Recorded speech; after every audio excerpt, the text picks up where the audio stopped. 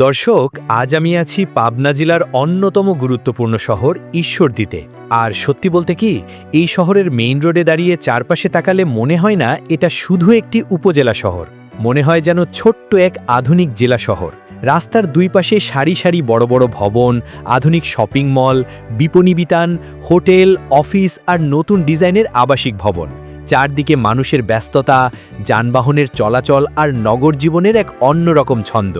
আজ আমরা ঘুরে দেখব ঈশ্বরদী শহরের বর্তমান রূপ, এর ইতিহাস, ব্যবসা বাণিজ্য, রেলওয়ের ঐতিহ্য, রূপপুর পারমাণবিক বিদ্যুৎ প্রকল্পের প্রভাব আর বদলে যাওয়া আধুনিক নগর জীবনের বাস্তব চিত্র। দর্শক, ঈশ্বরদী বাংলাদেশের অন্যতম গুরুত্বপূর্ণ রেলওয়ে শহর হিসেবে পরিচিত। ব্রিটিশ আমল থেকেই এই শহরের গুরুত্ব তৈরি হয়। বিশেষ করে রেল যোগাযোগের কারণে ঈশ্বরদী ধীরে ধীরে উত্তর ও দক্ষিণবঙ্গের একটি গুরুত্বপূর্ণ কেন্দ্র হয়ে ওঠে।